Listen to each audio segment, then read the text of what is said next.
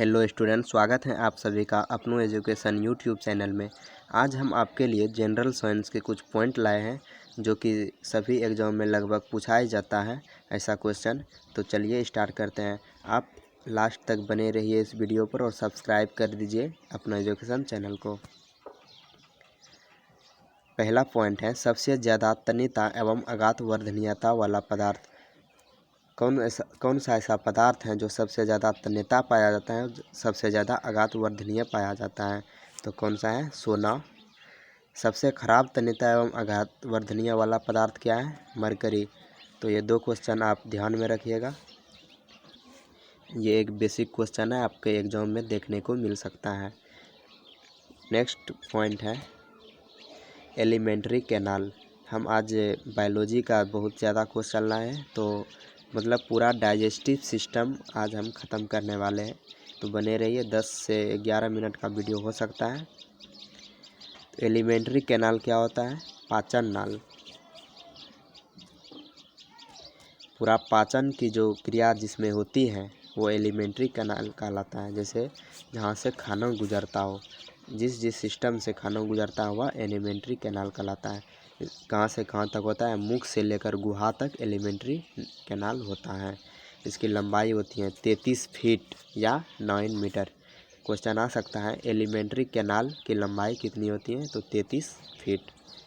Next है associative digestive glands, संबंध पाचन ग्रंथियाँ। ये क्या होता है? जो पाचन में सहायता करे परंतु इनसे खाना नहीं गुजरता हो। सिर्फ पाचन करने के लिए जो सहायता करता हो उससे खाना नहीं गुजरता हो। तो कौन कौन सा हो जाएगा?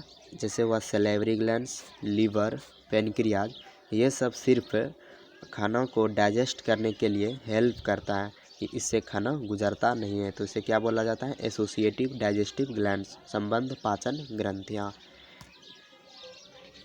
नेक्स्ट है ह्यूमन डाइजेशन।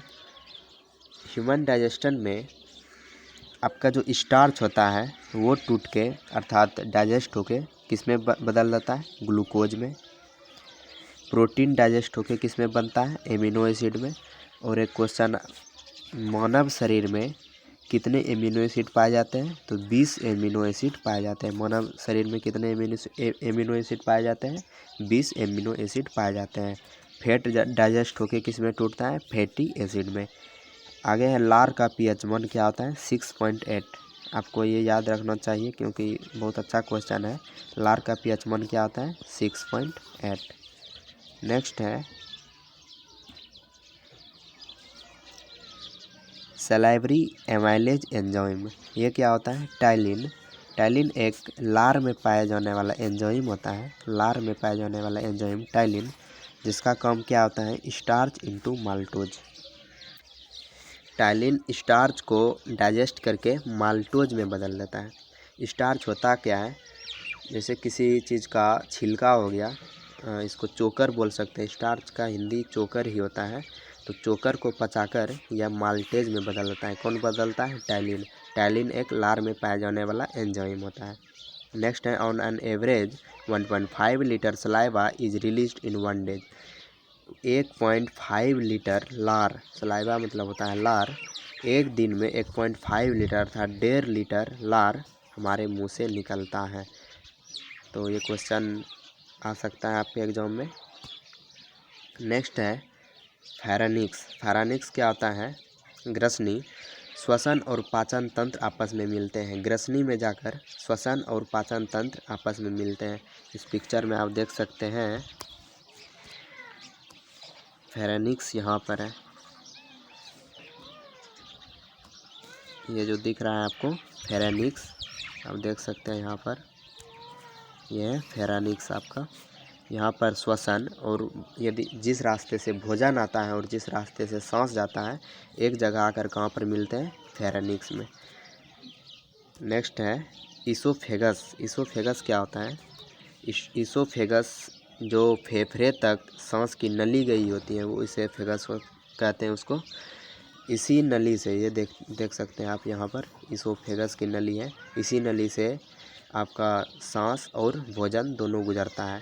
तो इसकी लंबाई कितनी होती है? 25 सेंटीमीटर।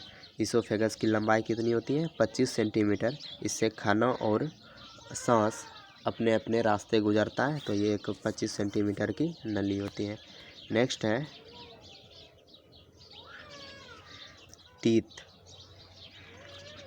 टीथ 4 प्रकार के होते हैं, इंसीजर्स, कैनाइन, प्रीमोलर्स और मोलर्स। टीथ 4 प्रकार के होते हैं। इंसीजर्स का काम क्या होता है? कटिंग, काटने के लिए इंसीजर का काम क्या होता है। कैनाइन का काम क्या होता है? टीयरिंग, फाड़ने के लिए। प्रीमोलर्स और मोलर्स का काम क्या होता है? चबाने के लिए। इंसीजर्स की संख्या होती है 2, कैनाइन की संख्या होती है 1, प्रीमोलर्स की संख्या होती है 2 और मोलर्स की संख्या कितनी होती है? 3। ये एक मतलब कि ये जो दांत होता है ऐसे ऊपर और ऐसे नीचे, तो ये एक भाग जो हुआ ये इसका गिनती है 2 1 2 3 8 हो गया। तो यदि चारों मिलाकर जोड़ेंगे तो 32 दांत टोटल होता है।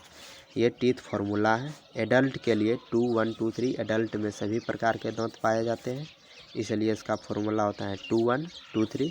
लेकिन चिल्ड्रन में ये प्री मोलर जो होता है ये नहीं पाया जाता है। चिल्ड्रन में ये प्री मोलर नहीं पाया जाता है, तो ये हो गया 0। और मोलर्स जो होता है वो मात्र 2 पाया जाता है, 1 नहीं होता है, तो इसका संख्या हो गया 2। तो 2 1 0 2 ये चिल्ड्रन का फॉर्मूला हो गया। आगे आप देख सकते हैं ये जो 2 दिख रहा है आपको, ये हुआ आपका इंसीजर्स। इसके बाद ये है कैनाइन, इसमें लिखा हुआ भी है। ये है प्रीमोलर्स और ये सेकेंड। ये ऐसे बेबी का टूथ डेवलपमेंट चार्ट है। नेक्स्ट है आपका अमाशय रस। अमाशय रस क्या होता है? The gastric juice contains 3 substance, hydrochloric acid, the enzyme pepsin and mucus. Gastric juice में 3 प्रकार के पदार्थ पाए जाते हैं, hydrochloric acid, enzyme pepsin and mucus. Hydrochloric acid का काम क्या होता है? हाइड्रोक्लोरिक अम्ल एक अम्लीय माध्यम बनाता है जो एंजाइम पेप्सिन को सक्रिय करता है और खाने को सड़ने से बचाता है और खाने में मौजूद सूक्ष्म जीवाणुओं को नष्ट करता है। देखिए कितना कितना कम हो गया हाइड्रोक्लोरिक एसिड का। पेप्सिन क्या करता है? प्रोटीन को तोड़ने वाला एक एंजाइम होता है, इसको ये सक्रिय करता है हाइड्रोक्लोरिक एसिड। दूसरा, खाने को सड़ने से बचाता है कौन? Hydrochloric acid. और खाने में मौजूद यदि कोई सूक्ष्म जीवाणु है तो उसको नष्ट कर देता है। तो ये तीनों काम हाइड्रोक्लोरिक एसिड करता है। प्रोटीन टूट के एमिनो एसिड में बदल जाता है, ये आप पहले देख चुके हैं। हाइड्रोक्लोरिक एसिड, इसका पीएच मान कितना होता है? 1.8। हाइड्रोक्लोरिक एसिड का पीएच मान कितना होता है? 1.8। अमाशय में खाना 4 से 5 घंटे के लिए स्थिर रहता है। अमाशय में खाना 4 से 5 घंटे के लिए स्थिर रहता है। नेक्स्ट है म्यूकस। अभी देखा गया था हाइड्रोक्लोरिक एसिड, म्यूकस और पेप्सिन 3 प्रकार के एंजाइम पाए जाते थे। तो म्यूकस का काम क्या है? HCl से अमाशय को बचाती है। अमाशय जो होता है, अमाशय में जो HCl आता है, HCl मतलब हाइड्रोक्लोरिक एसिड, तो ये एसिड किसी तरह का नुकसान, इसके पट्टी को किसी तरह का नुकसान न पहुंचाए, इससे कौन बचाता है? म्यूकस। और म्यूकस का एक काम होता है, आपका जो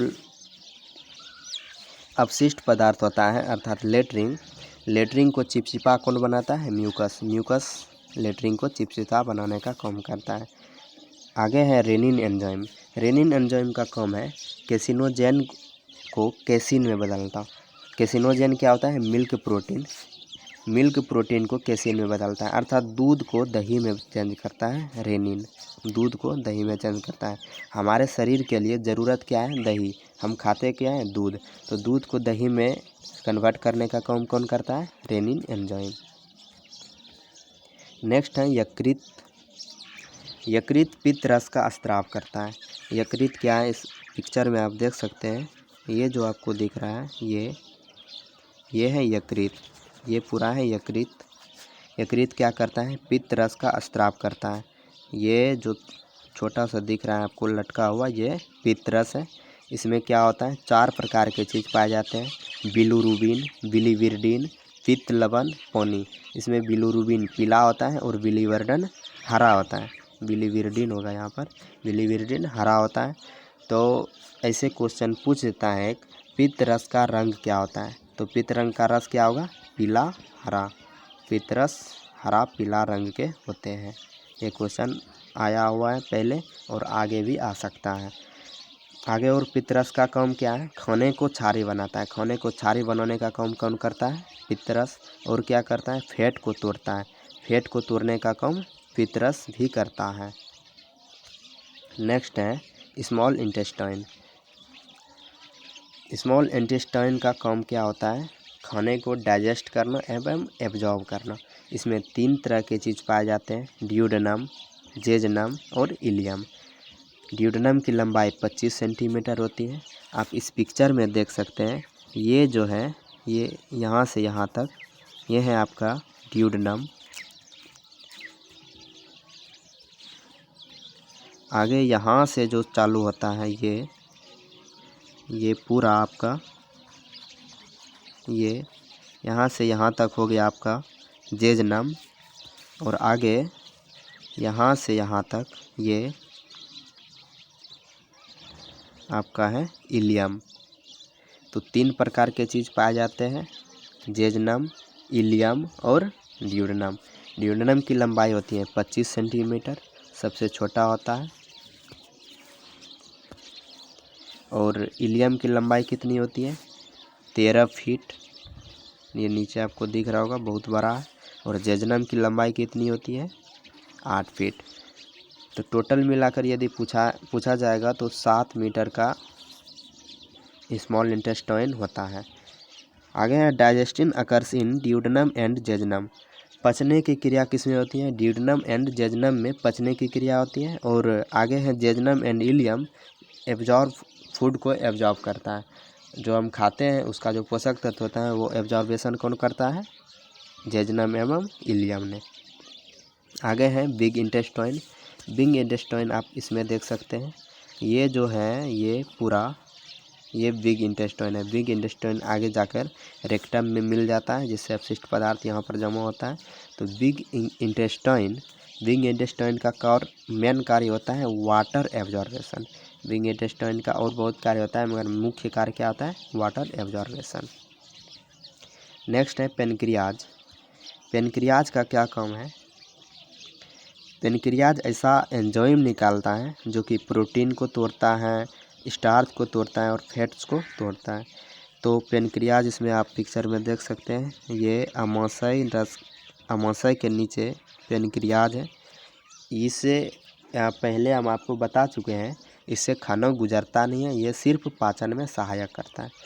तो इसका कार्य क्या है? ट्रिप्सिन प्रोटीन डाइजेस्टिव करता है। आप इसके पहले देखे थे पेप्सिन करता है प्रोटीन डाइजेशन, मगर सब चीज़ में अलग अलग काम करता है।